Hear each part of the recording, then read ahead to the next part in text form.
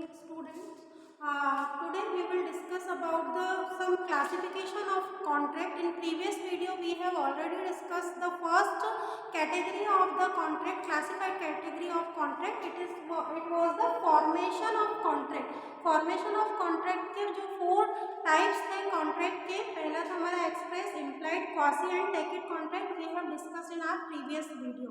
So today dear students we will discuss the remaining 2 category of the contract. हम यहाँ पर आज इस वीडियो में कॉन्ट्रैक्ट की 2 अनदर कैटेगरीज के बारे में डिस्कस करेंगे, बात करेंगे.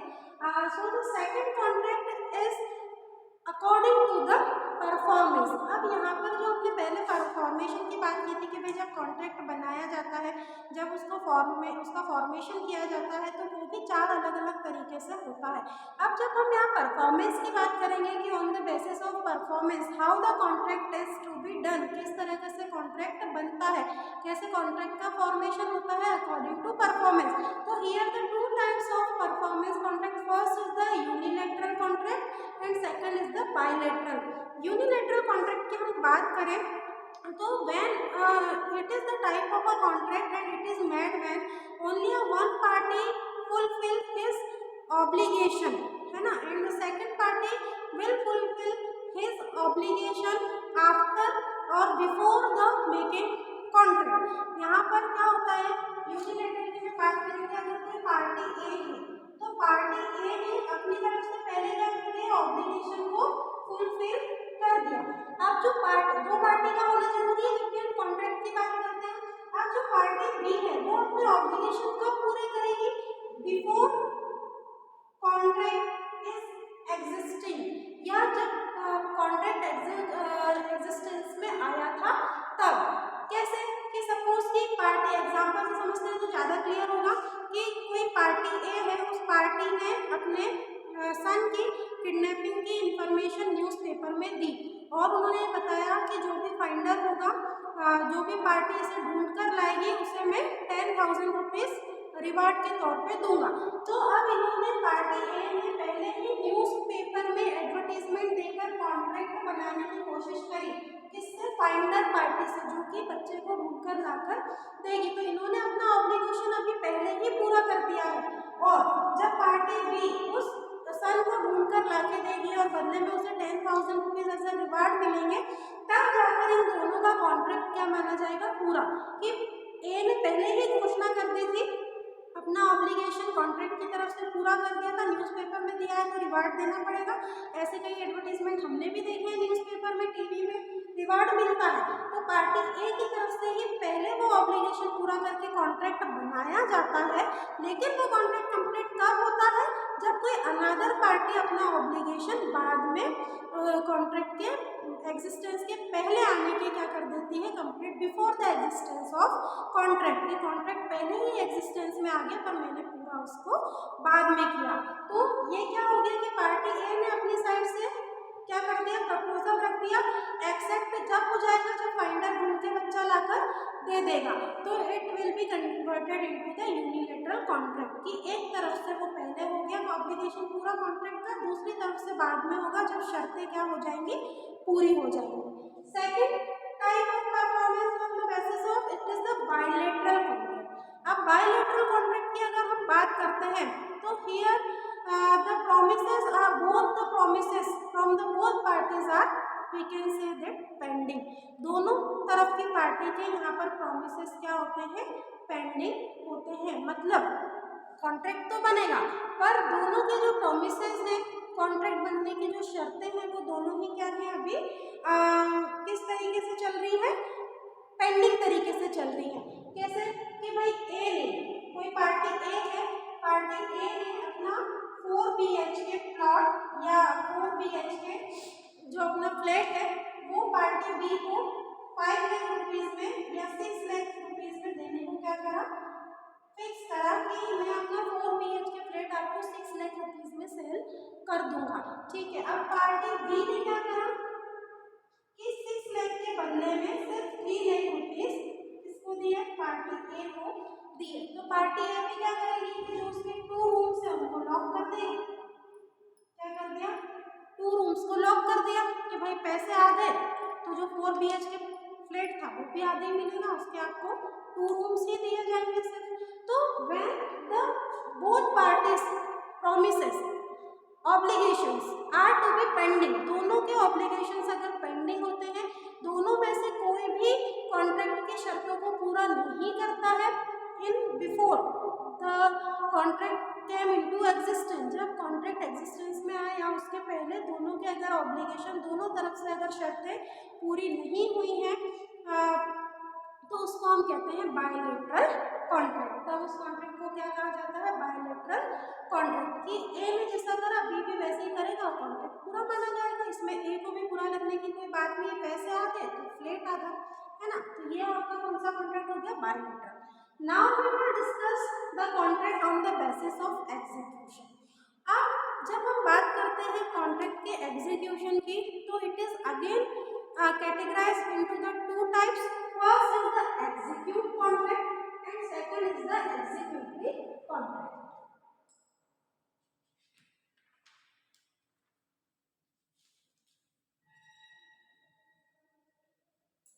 So execute contract क्या होता है?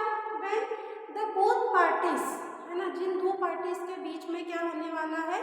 कॉन्ट्रैक्ट होने वाला है। दे both parties executed their contract, their promises completed. इन दोनों के जो ऑब्लिगेशंस थे वो क्या हो गए हैं? पूरे हो गए हैं। किसी भी तरीके से कुछ भी पेंडिंग नहीं है, ना किसी का एक्सेप्टेंस पेंडिंग है, ना किसी की तरफ से प्रॉमिस पेंडिंग है। तो जब दोनों parties, when the both parties are completed his obligation fully, so it is called as the execute contract. तब उस कॉन्ट्रैक्ट को क्या कहा जाता है? execute contract कहा जाता है। Suppose A promises to B, A ने प्रॉमिस किया B को कि मैं आपको 400 रुपीज में 4 kg का दूंगा, राइस दूंगा, ठीक है। अब B ने क्या करा?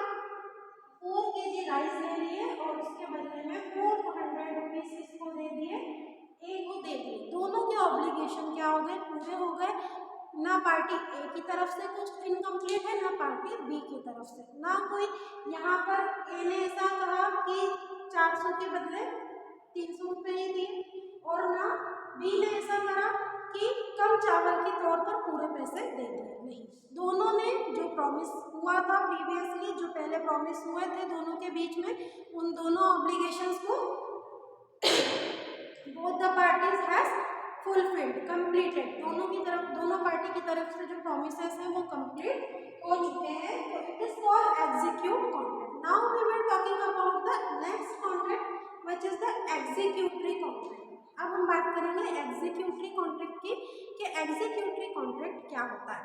So when the one party is allowed to another one, and then after that they will fulfill their obligation, so it is called the executory contract. If something is pending, अगर किसी एक party की तरफ से कोई चीज क्या होती है? पेंडिंग होती है, तो उसको हम क्या कहते हैं? Executory contract. या partially something is remain unfulfilled, है ना। अगर कुछ चीज, अगर आपके प्रॉमिस का कुछ हिस्सा कंप्लीट हुआ है और कुछ अभी भी बाकी है, means is something is pending, not fully pending, कुछ शर्तें पूरी हो गई हैं और कुछ शर्तें पूरी होना बाकी है। If something is remaining pending, so this contract, this type of contract is known as executory contract. If something is partially execute or partially executory, अगर कुछ चीज हो चुकी है, कुछ प्रॉमिस पूरे हो गए हैं और कुछ प्रॉमिस होना बाकी है, तो it will known as the executory contract. Example से समझा देती हूँ कि जैसे कोई स्कूल है ABC, कोई स्कूल है ABC जिसने एक स्टूडेंट वाई को क्या करके रखा है? अपने स्कूल में एडमिशन लेके रखा है। दोनों की तरफ से क्या हुआ है? प्रॉमिस हुआ है। अब वाई ने क्या करा है कि सिर्फ हाफ जो फी है स्कूल की वो पे करी है, and he is attending the regular classes, ठीक है। अब एडमिशन लेने के टाइम में आपको पूरे साल की फीस जमा नहीं करनी होती है, ये तो हमें सबको पता है। तो यहाँ पर that's why I told you the partially completion, यहाँ पर चीजें क्या हुई है? पार्शियली अधूरी पूरी हुई है, बट फ्यूचर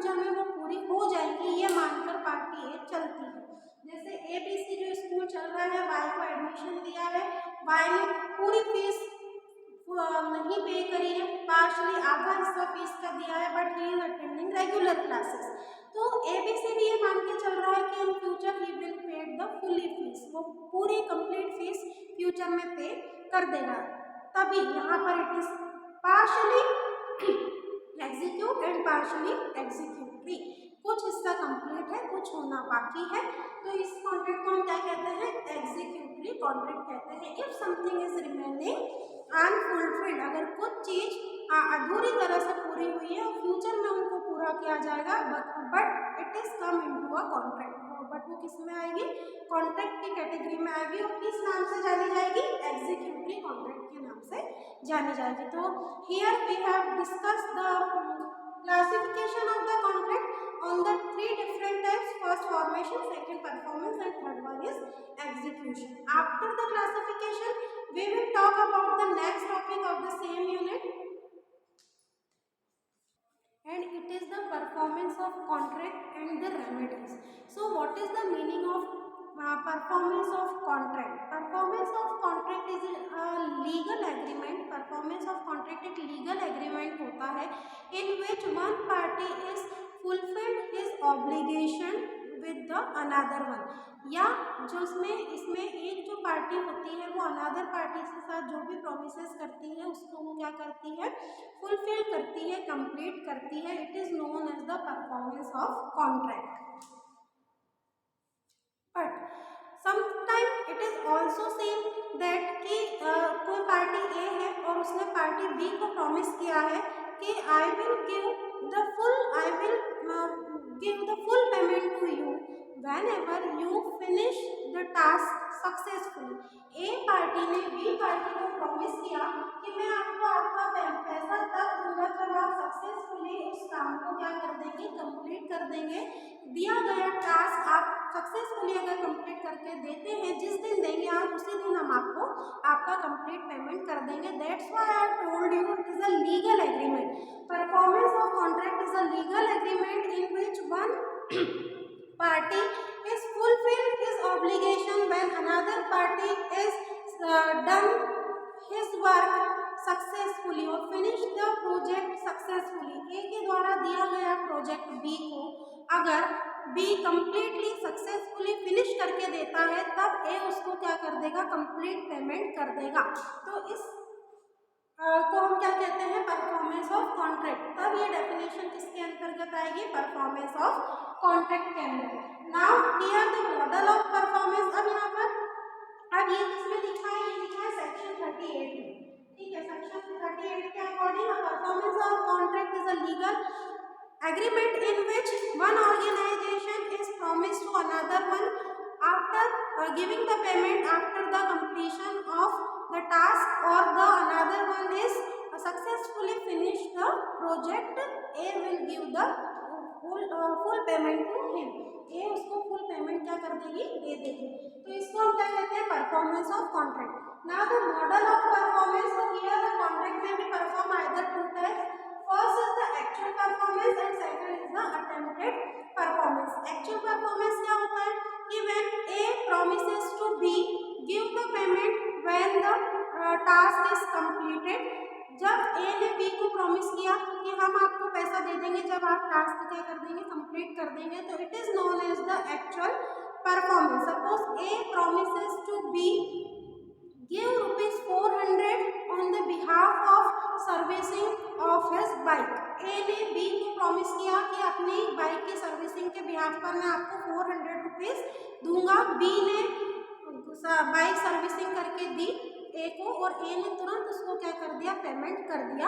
तो वो किस कैटेगरी में आएगा, एक्चुअल परफॉर्मेंस की तरफ से, कि ए ने अपना जो प्रॉमिस किया था, A is considered here as a promisor and B is considered as promisee. दोनों के बीच में जो प्रोजेक्ट डिस्कस हुआ था, जो अनुबंध हुआ था, वो पूरा हो गया, कंप्लीट हो गया, दोनों उस कॉन्ट्रैक्ट से बाहर आ गए, तो it is known as the actual performance. Now the attempted performance. Attempted performance क्या होती है कि सपोज ए ट्राइज और A promises to B. A ने बी को कुछ प्रॉमिस किया but he is not accepted the promise.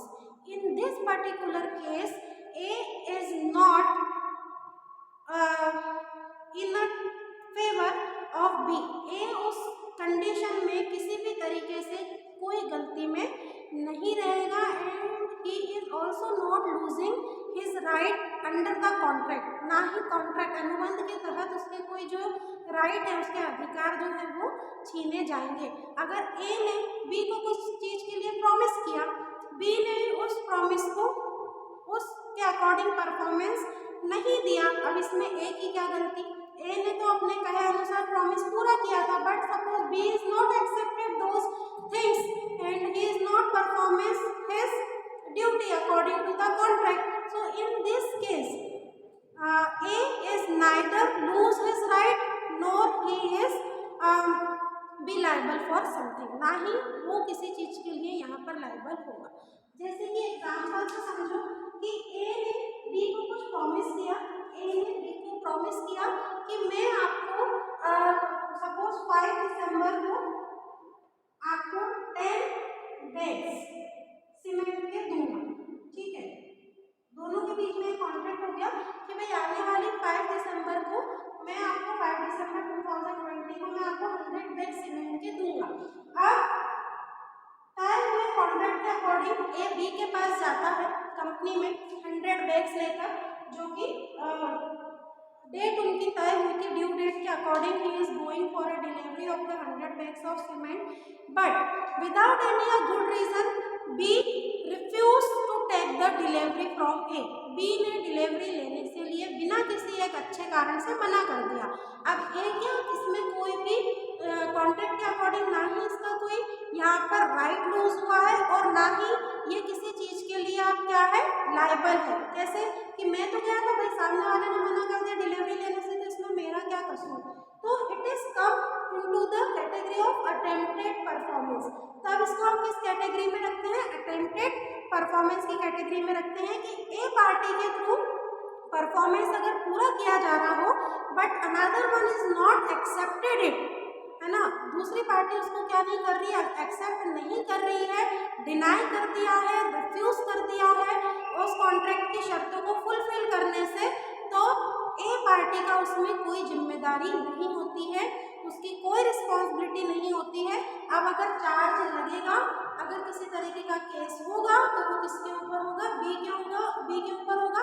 अगर ये आपसी में कोई सुलह कर लेते हैं तो वो एक अलग बात है, लेकिन according to the contract if one is perform his duty on the time but another one is denied to take it और refuse to take it, so it is not the responsibility of the another, तब वो दूसरी party की या promiser की किसी तरीके से रिस्पॉन्सिबिलिटी नहीं होगी, तो उसको हम क्या कहते हैं? Attempted performance. Then after one more thing is here, if you hear the name of tender, अगर आपने नेम सुना हो टेंडर, जिसको हम हिंदी में कहते हैं संविदा, है ना, कि टेंडर के एग्जाम एडवर्टीजमेंट आते हैं न्यूज़पेपर में, अलग अलग गवर्नमेंटल ऑर्गेनाइजेशंस जो होती हैं वो इस तरीके के टेंडर निकालती हैं। अब इन टेंडर में क्या होता है कि जैसे आपने देखा होगा जनरली जो टोल टैक्स होते हैं, बड़े बड़े जो लोग होते हैं इस टेंडर को एक्सेप्ट करते हैं लंबे समय के लिए, 30-30, 20-20 साल के लिए या 10 साल के लिए। अब उसके बिहाफ में ये क्या करते हैं, गवर्नमेंट को पहले ही पैसा दे देते हैं, मीन्स कि one is completed his duty before the contract is came into the existence. जब वो कॉन्ट्रैक्ट के एग्जिस्टेंस में आते हैं तभी एक की तरफ से ड्यूटी पूरी हो जाती है, और जब हम लोग हमारी जाते हैं जर्नी होती है, जो हम उनको पैसा देते हैं तो बाद में वो उसी के पॉकेट में जाता है जिसने टेंडर लिया हुआ हो। तो in next video we will discuss about the types of the tender. This video is completed now. Thank you.